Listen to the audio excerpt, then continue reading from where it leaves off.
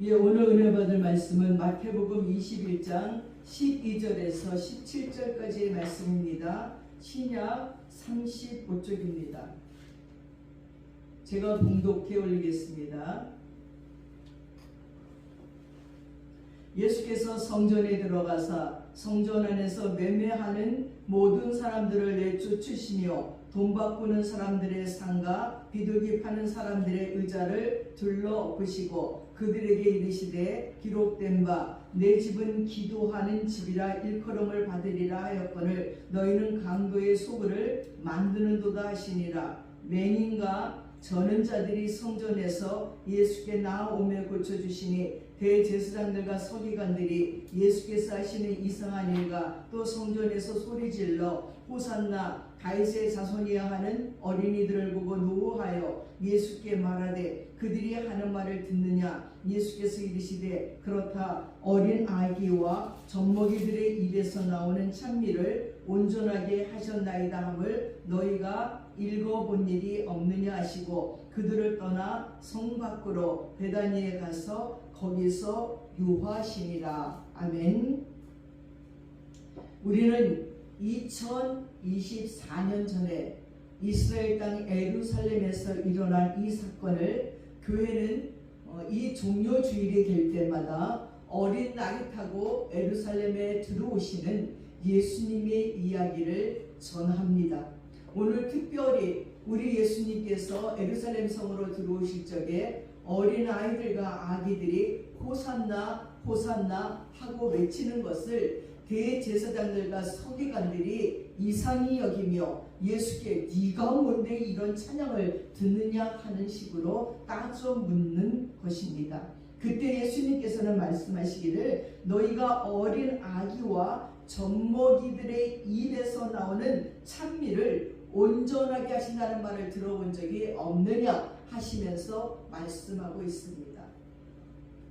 저희들도 작년에 이스라엘 땅에 가서 예루살렘에서 종료주일을 맞았습니다.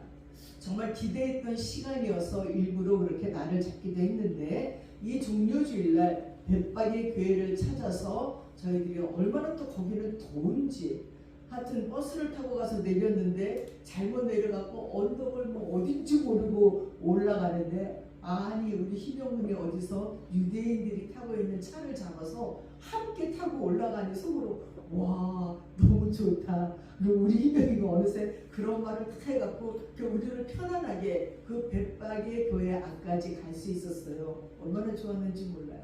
그래서 벳박의 교회 입구에 들어가니까 많은 사람들이 종려나무 가지를 가지고 들고 흔드는데 정말 마음에 감동이더라고요. 근데 그 종려나무 가지가 그냥 주는 것이 아니라 돈 주고 사는 거더라고요. 그래서 한 봉투에 이렇게 꽂혀있게 나는 뽑아서 하나씩 들었더니 나중에 돈 내고 사는 것이라고 얘기를 하더라고요.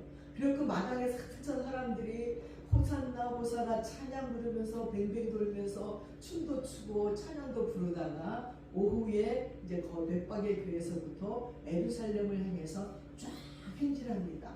언덕길인데 언덕길을 쫙 내려가면서 예루살렘까지 들어갑니다. 그리고 예루살렘에 들어가서 그 안에 있는 교회들을 들어간 다음에 나중에 또 성 밖으로 쫙 사람들이 도는데 뭐 군합대 같이 뭐 여자 소녀들 또 남자 청년들 뭐 이런 각양의 그 무리들이 예루살렘 성을 찬양하면서 도는 것을 밤 9시가 넘도록 하는 것을 보고 왔습니다.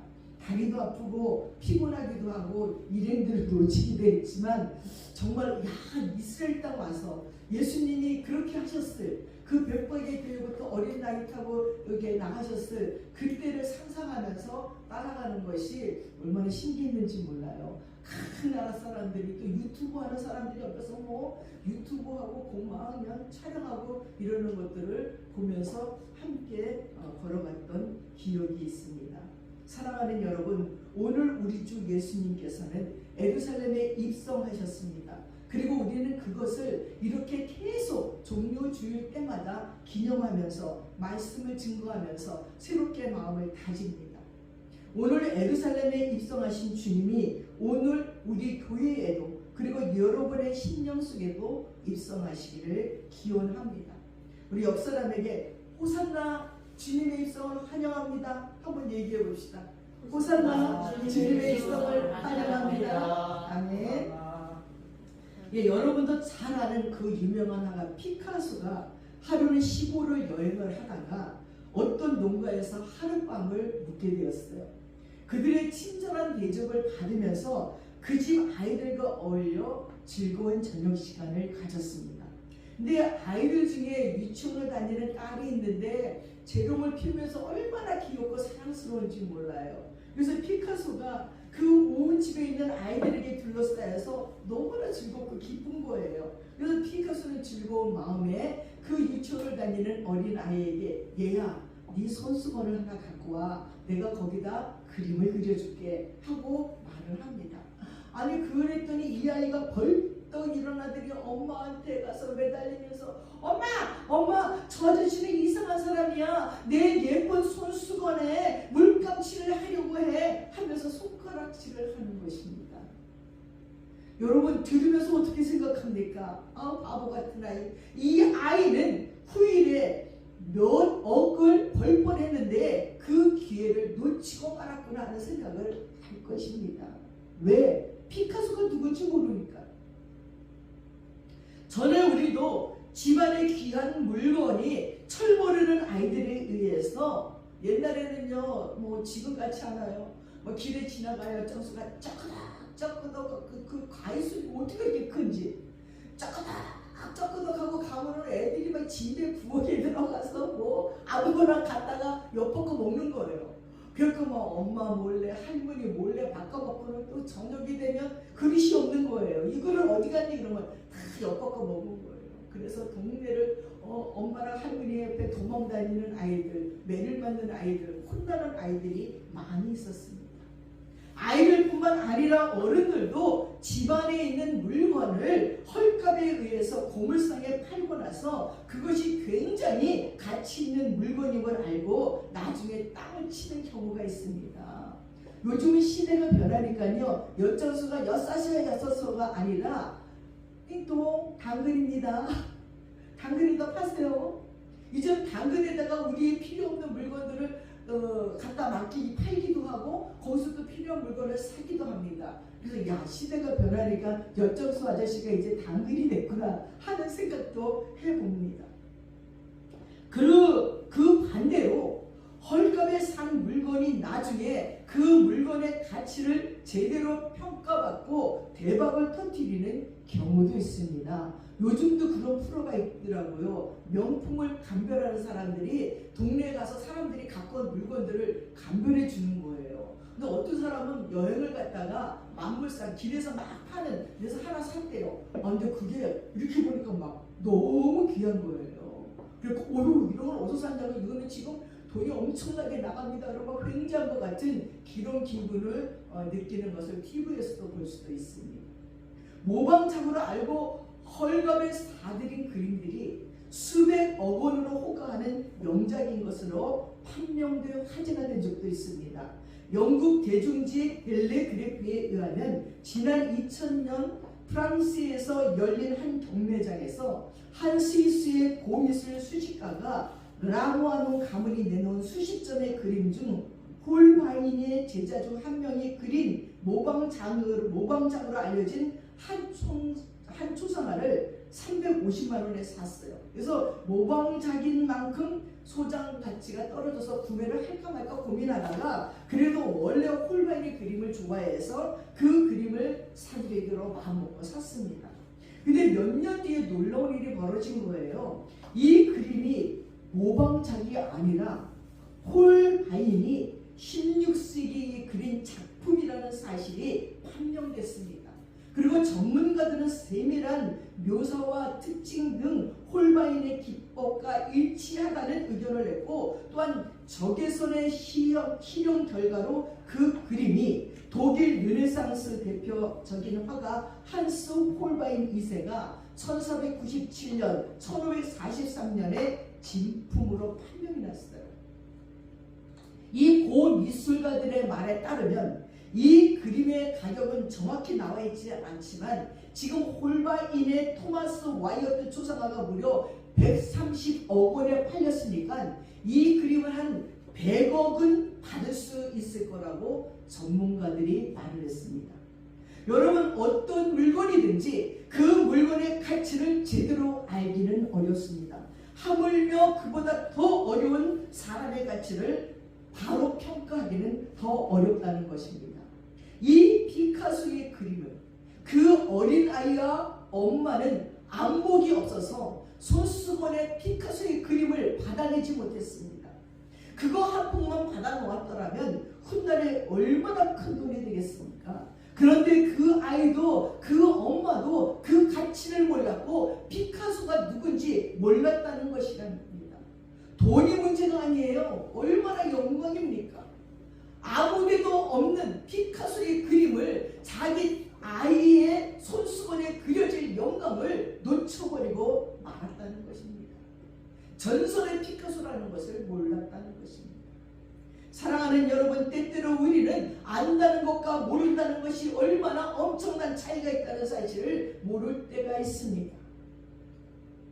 저도 예수님을 몰랐습니다. 예수님을 모르고 예수님을 만만하게 받고 교회 다니는 사람들을 우습게 봤습니다. 저 사람들은 왜 주일마다 교회를 저렇게 가고, 그리고 무슨 청년들이 꾸준히 교회에서 아이들을 가르치고 찬양 연습을 하고 찬양대에 있을까? 쟤네들은 진짜 할 일도 없나 봐. 이 세상에 즐거운 일이 얼마나 많은데, 명동과 종로를 오고 가면서 해야 될 일들이 얼마나 많은데 어떻게 저렇게 살까? 참 고리따분하다 하고 생각했어요. 그래서 누군가 나에게 전도를 하는 것도 아주 의식되면서 거절했고, 또 전도사님 목사님들이 쩔쩔매면서 아이고 자매님 교회 오셨습니까 하고 막 금신내고 인사하면 내가 뭐가 됐느냐고 생각했습니다. 내가 와주는 거라고 생각했습니다. 예수를 모를 때는. 그러다 예수님을 만나고 나니까 이야, 전도사님 목사님은 쳐다볼 수도 없는 사람들이구나. 나에게 전도하는 저 자매, 그렇게 우습게 보았던 저 청년들은 얼마나 존귀한 자들인지를 깨닫고 나니까요. 교회에서 요만한 유치원생이 교회로 들어오는데 걔도 너무 야, 쟤는 어떻게 저 어릴 때부터 교회를 나올까? 너무나 존귀하게 보이는 것이었습니다. 여러분, 그 가치를 알 때와 가치를 모를 때는 엄청난 차이가 있습니다. 그래서 저는 교사를 하면서 반사를 하면서 청년들에게, 학생들에게 나처럼 늦게 믿지 말고 니네가 더 일찍 믿으면 일찍 믿는 만큼 너희들의 미래가 열리고 하나님이 도와주시고 하나님이 함께 하시고 존귀한 하나님의 가치를 알고 나면 너희들의 인생이 달라진다고 막 얼마나 저는 목도지게 외치면서 그때부터 기도하고 전도하고 말씀을 전했는지 모릅니다. 가치를 모를 때는 아무 상관이 없어요. 교회 다니는 사람이 귀하지 않아요. 예수님이 존귀하지 않아요. 하나님이 나랑 아무 상관이 없다고 생각했어요. 그러나 알고 나니까 얼마나 존귀한지, 감히 하나님이라고 예수님이라고 입에 올리기조차 너무너무 민구스러운, 너무나 존경스러운, 너무나 존귀한 그분인 드림을 깨닫게 되는 것입니다. 사랑하는 여러분, 이 아이나 그 어머니가 피카소를 알아보았다면 아마도 손수건을 고사하고 치마폭이라도 그려달라고 했을 것입니다. 이 무지함과 무식한 영적인 상태가 우리에게도 있다는 것입니다. 예수님께서는 3년간의 전도사역을 마치시고 바로 눈앞에 십자가를 바라보시면서 오랫동안 숨겨오셨던 당신의 모습을 사람들에게 본격적으로 나타내게 되었습니다. 사실은 베들레헴에서 시작해서 34년 동안 끊임없이 당신이 메시아 되심을, 하나님의 아들 되심을 계시해 왔습니다마는 이 계시의 과정에서 많은 사람들이 충분하게 예수가 누구시라는 것을 이해하지 못한 것 같습니다. 그래서 병을 고쳐주면 의사로 알고, 이적을 행하면 마술사로 알고, 능력을 행하시면 권능의 사랑으로 알고, 진리를 가르치면 랍비로 알 뿐이지 그저 인간 수준으로, 내 수준으로 예수를 평가했다는 것입니다. 예수의 예수되심을 똑바로 알지 못했다는 것입니다. 저는 성경에 있는 가나 혼인잔치에서 포도주 사건을 대할 때마다 처음에는 그 마리아가 어떻게 예수님의 마음을 알았을까 생각했어요. 이 마리아가 잔치집에 가서 포도주가 떨어지니까 예수께 달려와서 예수요, 이 집에 포도주가 떨어졌나이다. 그러니까 예수님이 그 어머니를 쳐다보면서 여자요, 그게 나랑 무슨 상관이 있나이까? 아니 그랬는데 마리아가 하인들에게 가서 니네는 저 예수가 말하는 것을 잘 들어야 돼? 예수님은 여자요, 그게 나랑 무슨 상관이 있나이까? 해놓고도 하인들에게 항아리에다 물을 채우라 그러잖아요. 어떻게 알았을까 예수의 마음을? 여러분, 마리아가 예수님의 마음을 어떻게 알았을까요? 마리아는 예수님이 그런 기적을 해가지고 어떻게 알았을까요? 여러분, 세상 천지에 성령으로 예수가 잉태된 것을 진짜로 아는 자가 누굴까요? 누굴까요? 마리아뿐이 없어요.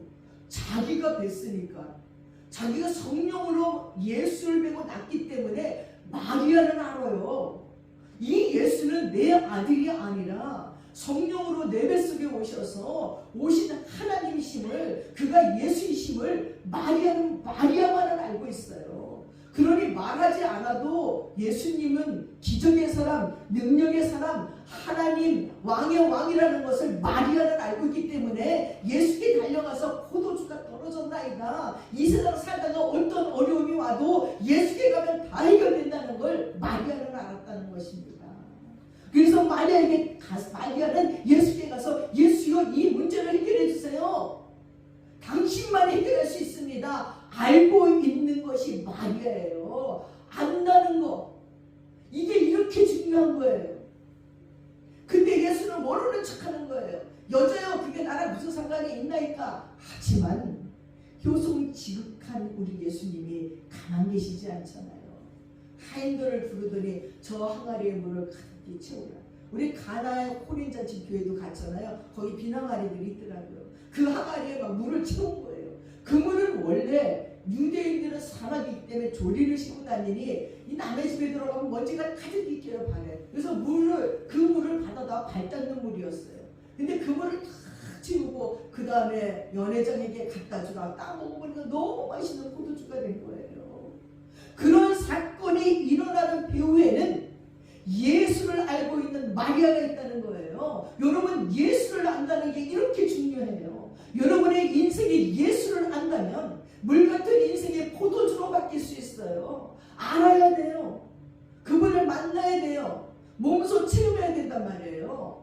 마리아는 누가 뭐라고 해도 예수를 알아요. 성령으로 잉태된 하나님이심을, 능력의 예수 그리스도이고 우리를 구원한 메시아임을 마리아는 알고 있었기 때문이라는 겁니다.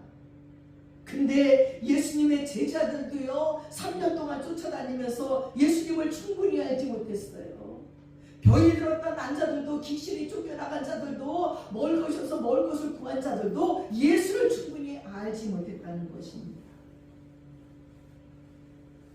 예수님의 12 제자들도 반납없이 3년 동안 예수님을 따라다녔음에도 불구하고 그가 하나님의 아들임을 몰랐습니다. 그래서 변화산에서 그런 듯 영광스러운 모습으로 나타내실 적에 졸고 있던 세 제자만이 예수님의 본 모습을 보았습니다.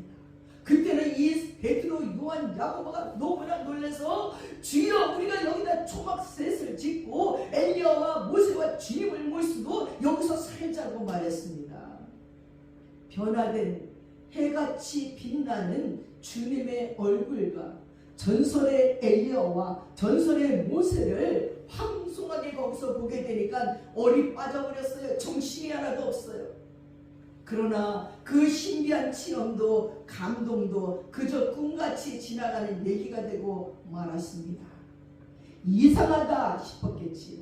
또한 예수님께서 많은 사람들 앞에서 권능을 행하시고 특별히 죽은 나사로를 살릴 적에 이를 보고 이야, 굉장한 분이야 하고 생각했을 거예요. 많은 사람들이 거기에 있었어요. 나사로의 시체에서 썩은 냄새가 난다 그랬어요. 이미 죽어서 시체 썩은 냄새가 나나이다. 어떻게 저를 살리나이까? 모든 사람들이 예수를 모르기에 의심의 눈으로 바라보고 있었어요. 그러나 예수님이 나사로야 나오라 하니까 지친 배를 동여매고 강시같이 나사로가 일어나 나왔다는 것입니다. 여러분, 죽은 나사로를 살리신 걸 보면서 굉장한 분이라고 생각했을지 모릅니다. 이분이 메시아요 하나님의 아들입니다 하는 데까지는 미처 생각을 못했을 것입니다. 늘 곁에 계시니 존귀한 분이라는 걸 몰랐을 것입니다. 그렇게 우리 곁에 늘 계실 거라고 여겼기 때문입니다. 오늘 본문에 보면 예수께서 이제 왕 되심을, 만주의 주 되심을 알리기 위해서 낙이 타고 예루살렘을 향하여 올라가십니다. 이 행사는 단순한 퍼레이드가 아닙니다. 예수님의 왕 되심을 보여주는 것입니다. 예수님의 십자가의 사건은 고진감래라든지 와신 상담의 얘기가 아니에요. 여기 신학적으로 중요한 의미가 있습니다. 본래 말씀이요 하나님이신 예수님께서 육체를 입고 이 땅에 오셔서 많은 고생을 치르고 거기까지 도달했다는 얘기가 아니에요. 본래 말씀이에요. 본래 하나님이에요. 그 예수님께서 육체를 입고 이 땅에 오셔서 숱한 고난당하고 다시 본래의 곳으로 가시는 거예요. 원래예요. 원래. 고생 끝에 그런 일이 됐다가 아니라 원래 왕이시고 원래 구세주시고 원래 창조주시라는 겁니다. 이것이 성육신의 교리여 성경에 말씀하신 증거하는 가장 중요한 교리입니다. 그래서 예수와 함께 있던 사람들이 예수님의 생애에 다 참여하고 나서 특히 사도 요한은 마지막에 뭐라고 간증했는지 압니까? 그는 예수와 한 고향 사람입니다. 그럼에도 불구하고 그는 이렇게 말했습니다. 내가 보니 독생자의 영광이요 은혜와 진리가 충만하더라. 말씀이 육신이 되어 우리 가운데 거했다고 요한복음의 복음을 증거하는 핵심이 되었다는 것입니다. 그는 그리스도이시고 독생자의 영광이요 은혜와 진리가 충만하고 말씀이 육신이 되어 우리 가운데 거했다는 겁니다. 그래서 요한이 요한복음에 그렇게 핵심적인 복음을 증거하고 있습니다. 예수는 하나님이십니다. 그런데 우리를 구원하기 위해서 사람으로 오셨고 십자가를 지셨고 다시 부활하셔서 본래의 곳으로 가십니다. 그런 거로 기독교 우리 X는 여기에 있어요. 영광에서 영광으로 승리에서 승리로입니다. 이래서 예수님께서는 십자가 지시기 전에 낙이 타시고 예루살렘으로 올라가십니다. 바로 이런 의미 때문에 이제 많은 사람들이 예수의 길을 따라가며 호산나 호산나 만세를 부릅니다. 호산나라는 말은 우리말로는 만세입니다. 만세라는 것은 만년을 사십시오, 만년을 무궁하십시오 하는 의미입니다. 그러나 호산나라는 말을 히브리 원문대로 발음을 한다면 호사나인데 바로 지금 우리를 구원하소서라는 뜻입니다. 당신은 왕이요 당신은 메시아입니다. 우리를 지금 구원해달라는 그런 뜻이었습니다. 저들은 예수를 따라가면서 만세 호산나를 부르면서 구원해달라는 것입니다. 그러나 여기에도 놀라워요. 그들이 구원해달라는 것은 로마의 압정에서 구원해달라는 거예요. 예수가 구원하겠다는 것은 죄에서 구원해서 천국으로 보내주고 영생을 주겠다는 구원이에요. 예수의 구원의 생각과 인간들의 구원의 생각은 달라요. 지금도 그래요. 예수 믿고 구원받으세요. 그러면 예수는 우리를 천국으로 영생으로 구원해 주시려고 하는데, 지옥에서 우리를 건져주려고 하는데, 우리는 이 땅에서 잘 살게 해주세요, 돈 잘 벌게 해주세요, 권세 있는 자가 되게 해주세요, 명예로운 자가 되게 해주세요, 멋진 자, 인기 있는 자, 돈 잘 버는 자, 이런 자 되게 해달라고, 이게 구원이라고 생각하고 있습니다. 요한복음 6장에 보니까 예수께서 베세다들에서 5,000명을 먹이시는 기적을 행했잖아요. 상상만 해도 이것은 굉장한 일이 아닐 수 없어요. 5천 명의 무리가 광야에 모였는데 자 여기서 예수께서 또 5덩이와 물고기 2마리로 이적을 행했어요. 갈릴리 바다가 저쪽 있으면 이쯤에 그 벳세다 언덕이 있어요. 거기 언덕에서 그 예수님이 복음을 전하는데 거기에 바람이 신기해요. 바람이 돌아요. 그래서 여기서 얘기하면 돌아서 저 끝에까지 예수님 말씀이 다 전해져요. 이게 돌아서. 그래서 5천 명이 아니에요. 실제로는 남자만 5천명, 장정만 5천 명이에요. 거기에 할머니, 할아버지, 아이들, 여자까지 합하면 2만 5천 명도 넘었다는 거죠. 그런 무리들을 다 먹이고 그 12강지비가 남긴 사건이 그 사건이라는 것을 여러분 기억하시기 바랍니다.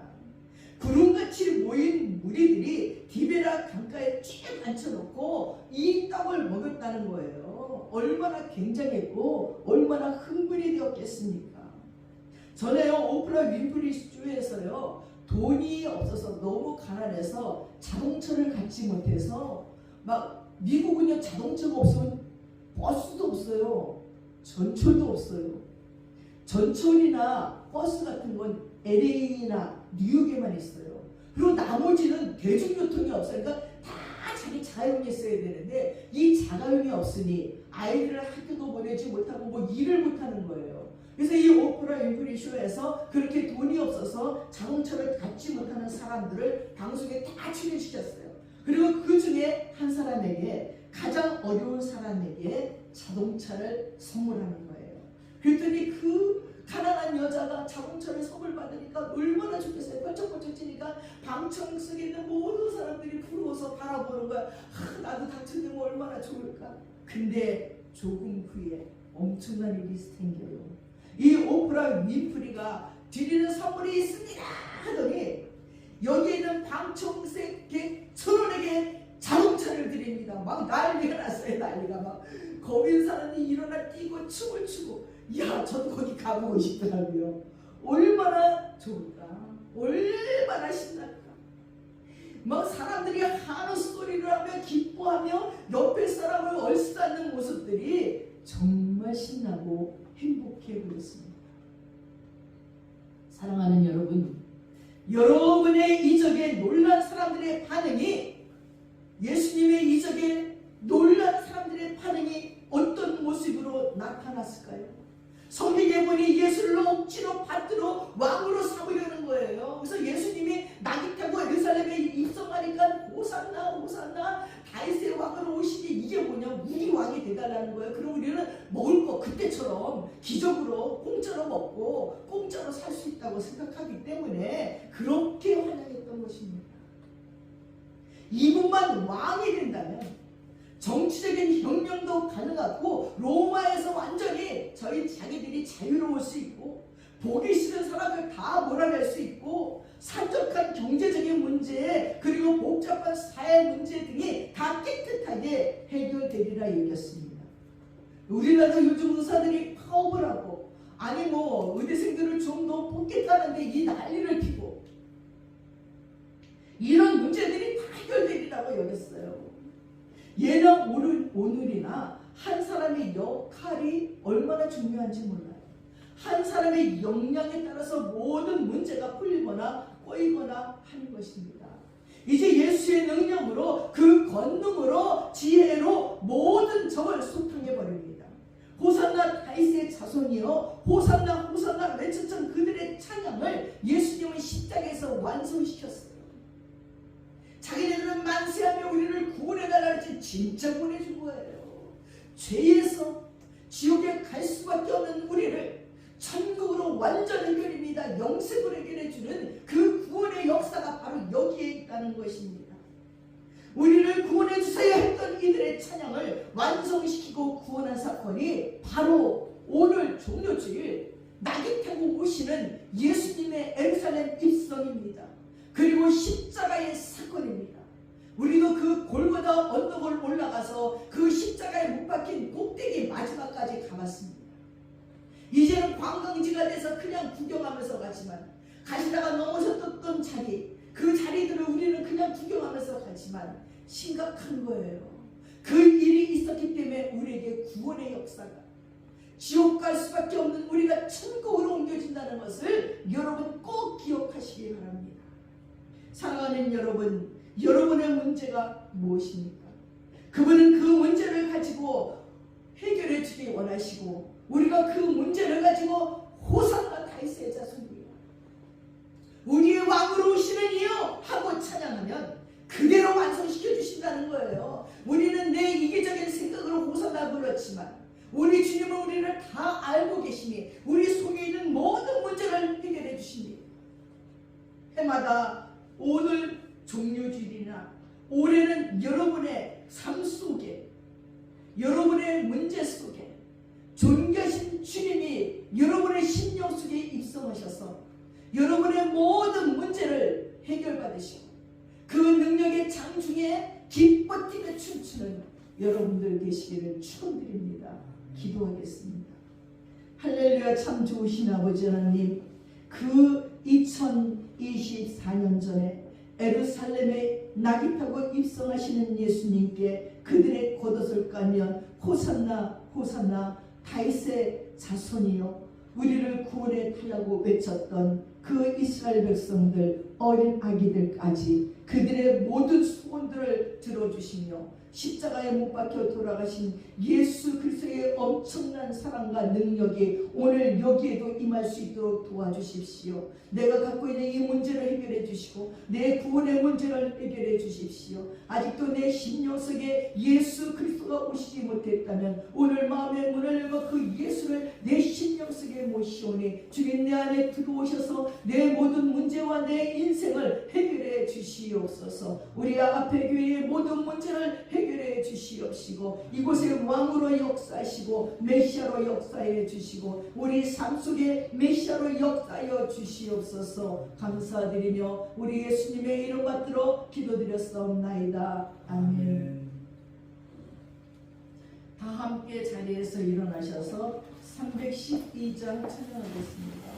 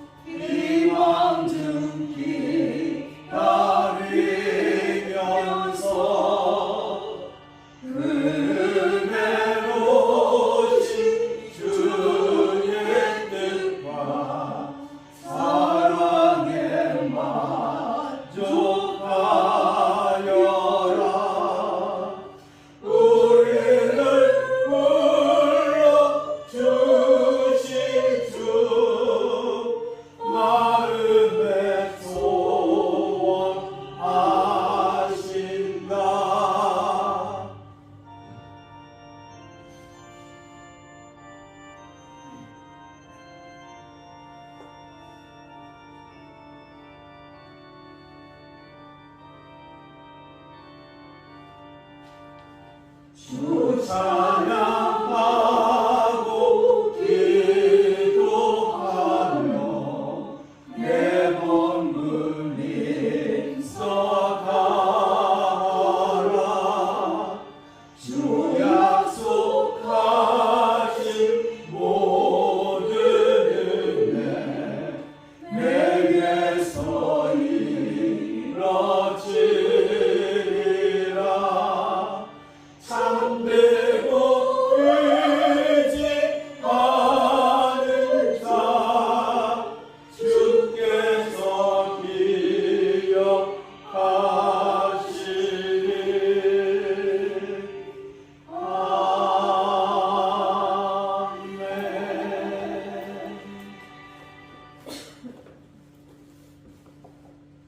기도하겠습니다. 지금은 우리 주 예수 그리스도의 한없는 은혜와 우리 아버지 하나님의 풍성하신 사랑과 성령님의 감동감하시고 충만하시고 교통하심이 호산나 호산나 찬양하며 우리 안에 입성하기를 간절히 소원하는 믿음의 권속들 머리머리 위에 이제부터 영원까지 함께 하시옵기를 간절히 축원드려옵나이다. 아멘.